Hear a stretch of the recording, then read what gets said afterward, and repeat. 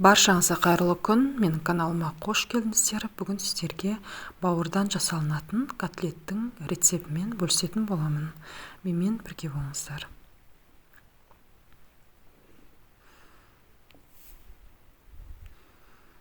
Ол үшін бауырды массировкадан өткізіп аламыз. Осылай ұзыншалап, ыңғайлы етіп турап аламыз. Менде қойдың бауыры кез келген малдың бауыры бола береді. Мясорубкадан өткізіп аламыз.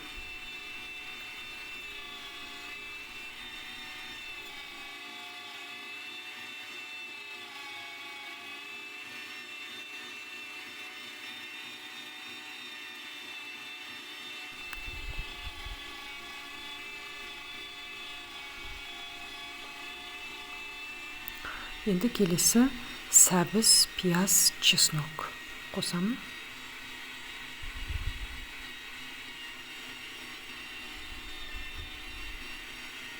Егер жаңағы сәбізді көбірек қоса беріңіздер, өйткені ол піскен кезде әдемі көрінеді. Дастарханға қоюға тәбетті ашатындай болып әдемі болып көрінеді, сәбізі көп болса. Осылай барлығын массировкадан өткізіп аламыз.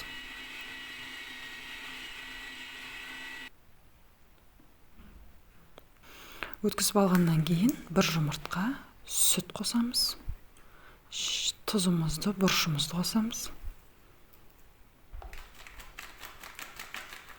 Және 2 ас қасық толтырып ұн қосамыз. Жақсылап араластырамыз.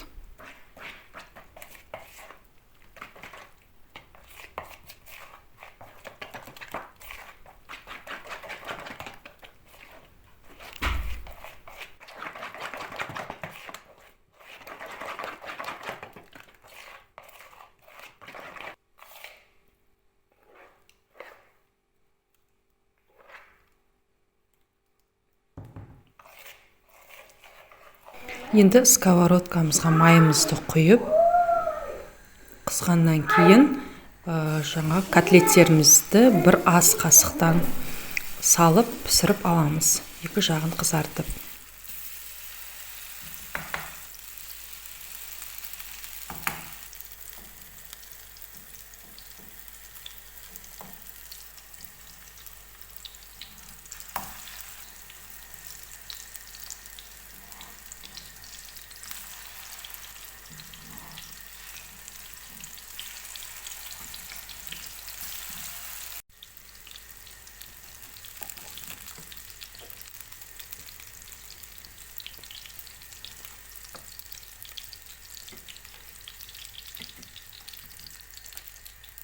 Осымен дайын менің котлеттерім